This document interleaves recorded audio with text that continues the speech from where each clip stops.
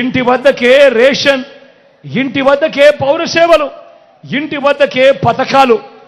గ్రామంలోనే ఓ మహిళా పోలీసు నా అక్క చెల్లెమ్మలకు అండగా, ప్రతి అక్క చెల్లెమ్మ పేరిట తనకు తోడుగా తన ఫోన్లోనే ఓ దిశ యాప్. నేను అడుగుతా ఉన్నా ఇవన్నీ గతంలో ఎప్పుడైనా జరిగాయా అని అడుగుతా ఉన్నాడు మీ బిడ్డ. ఈ పథకాలన్నీ, ఈ మార్పులన్నీ ఓ లంచాలు లేని, వివక్ష లేని పాలనను గతంలో ఎప్పుడైనా చూశారా అని అడుగుతా ఉన్నాడు మీ బిడ్డ. ఏమన్నా చూశారా? ఏం తమ్ముడు, ఎప్పుడైనా చూశారా? అక్కడ ఎప్పుడైనా జరిగిందా?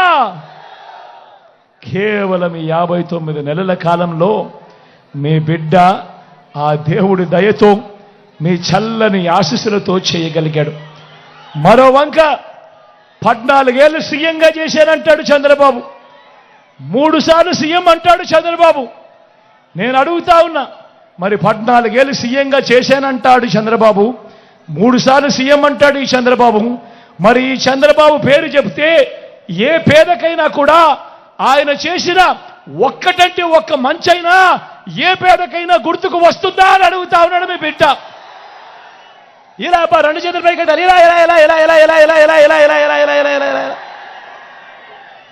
14 ఏళ్ళు సీఎం అంటాడు, 3 సార్లు సీఎం అంటాడు.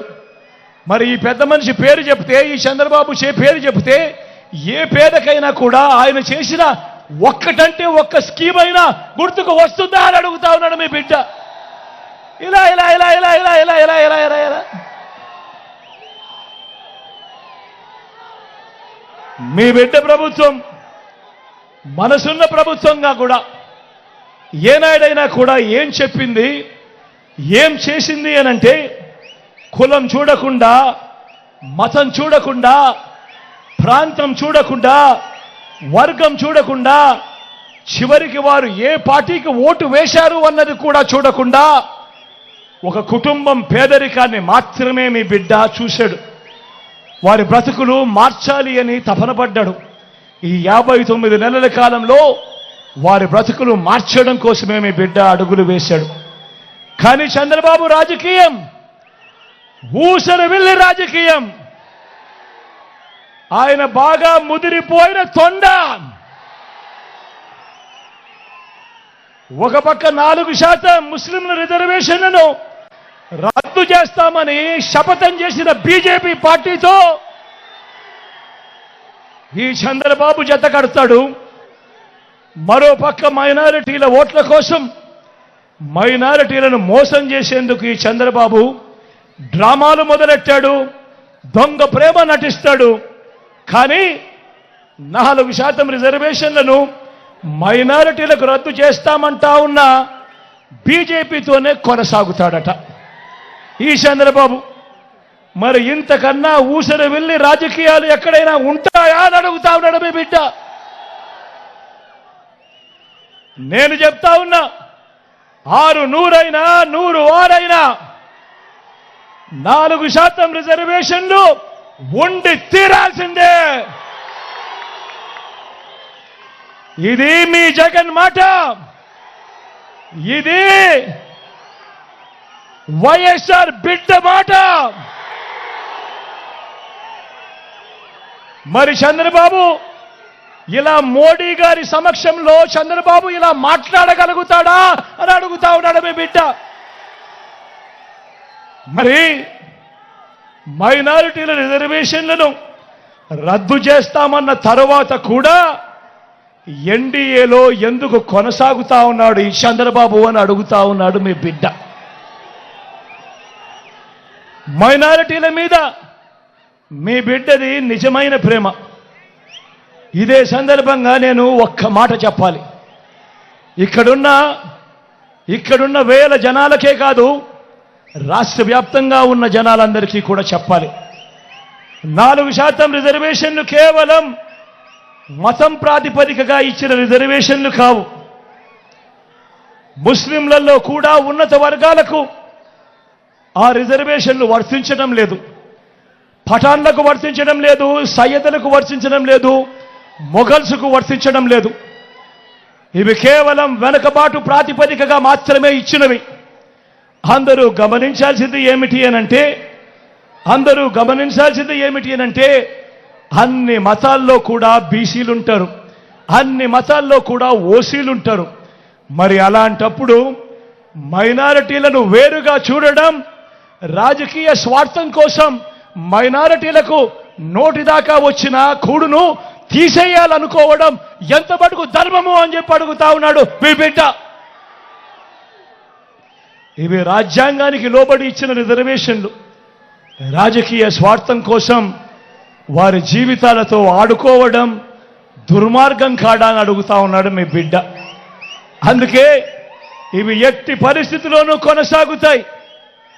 4% రిజర్వేషన్ల విషయంలో కానివ్వండి, ఎన్ఆర్సీ విషయంలో కానివ్వండి, సిఏఏ విషయంలో కానివ్వండి, ఇంకా ఏ అంశంలో అయినా మైనారిటీల మనోభావాలకు, వారి ఇజ్జత్ और ఇమాన్కు అండగా నిలబడుతూ మద్దతుగా ఎల్లప్పుడూ ఉంటామని చెప్పి సందర్భంగా తెలియజేస్తా ఉన్నా. మైనారిటీల పట్ల ప్రేమ చూపుతూ ఒక్క డీబీటీ స్కీములు, ఇళ్ల పట్టాలు, ఇళ్ల నిర్మాణం, షాదీ తోఫా వంటివి మాత్రమే కాదు, ఉర్దూను 2వ అధికార భాషగా ప్రకటించడం మొదలు 4 మైనారిటీలను ఎమ్మెల్సీలుగా, 4 ఎమ్మెల్యేలను గెలిపించుకోవడమే కాకుండా 5 ఏళ్లు నా పక్కనే నా మైనారిటీ సోదరుని ఉప ముఖ్యమంత్రిగా నా పక్కనే పెట్టుకున్నా. నా మైనారిటీ సోదరిని శాసన మండలి ఉపాధ్యక్షురాలిగా మైనారిటీ సప్లాన్ బిల్లును తేవడం మొదలు ఇలా ప్రతి సందర్భంలోనూ మైనారిటీలకు సముచిత స్థానం ఇచ్చుకుంటూ వచ్చింది కేవలం ఈ 59 నెలల కాలంలోనే అని చెప్పడానికి మీ బిడ్డగా గర్వపడతా ఉన్నానని ఈ సందర్భంగా తెలియజేస్తా ఉన్నా.